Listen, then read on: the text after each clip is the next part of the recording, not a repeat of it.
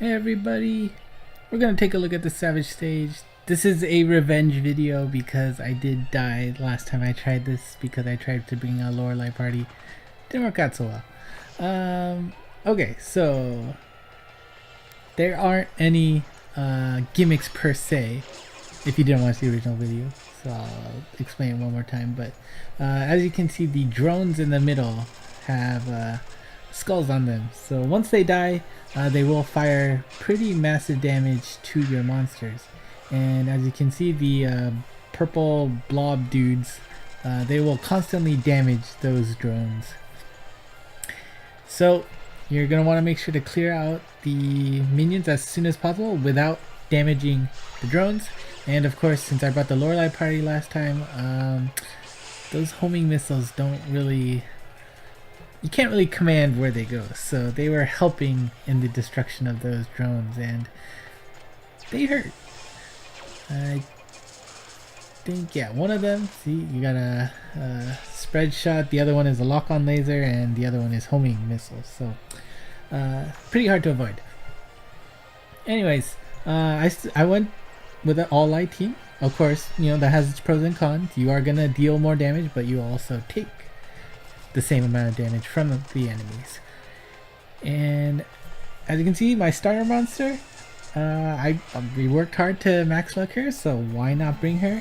It is Eternity, and this is the third form, the one that took a lot of work to get, especially for those green fishies, but I am glad I was able to finish in a decent amount of time. Co-op definitely helps, because you basically can do half as many dungeons as necessary. And she is an Etherean Slayer, and the boss is an Etherean type as well, so perfect. And I also have Royce there. Guess what? He's also an Etherean Slayer. And Baldr? I can't remember her name now. Let's see if I can pull that up. But yes, all three of my monsters are Slayers, and just because I thought having a speed up type monster would be cool, I brought Uri along with me from my friend list.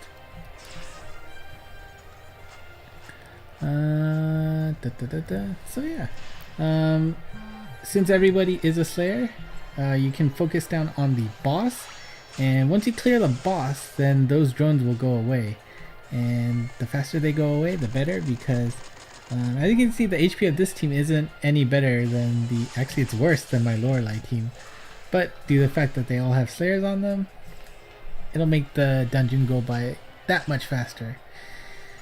And you still can't ignore the purple blobs because they do have a explosion attack, and of course if you're unlucky with the positioning, that can hurt a lot.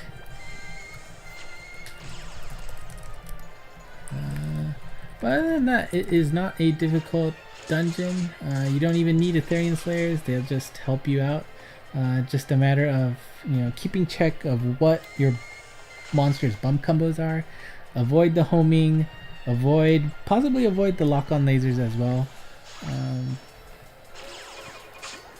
But it's not that bad. Let's see. So yeah, Baldr is XL? Yeah, XL Slayer, so that's a nice bonus. Alright, boss time. Did I even make it this far? I don't think so, but look at how buff that the bunny is. I guess if you're turning the Mochi like that, you gotta be making some muscle. And hey, only lasted one turn with Eternity swiping against the weak point. Certainly makes it easier, so hopefully you were able to finish her off in that last campaign time. And you know, hey, it's great to bring out these monsters that you don't usually get to use. Now of course Royce will get an amazing Transcension soon. I don't know how soon for the American version, but he gets quite the buff with his Transcension, and I do believe he's using a lot more quests now, in the Japanese version at least. I see him around a lot. You know, I don't think I've used him before this stage either, so it's great to see those old monsters get a nice fresh coat of paint and allowing them to come out and play. Especially for those of you who don't really roll that much, and you know, making old good well, maybe not good characters, but you know, making old characters just a little bit more useful is always a nice thing. Alright, so we have 6 turns until a speed clear, and do keep in mind, because this is a savage stage, a drop is not guaranteed even if you know continue clear the stages, so bringing a max luck monster is quite important if you are looking for drops. Luckily, the Mochi monster does not contribute to many characters. Let's see. Yes, it's only for Sanma, so you don't need that many, so you don't have to kill yourself getting the materials. And yeah, as you saw at the very end, wiped out the drones, but doesn't matter. As long as you finish, you're good. And the drops. Alright, 1 drop.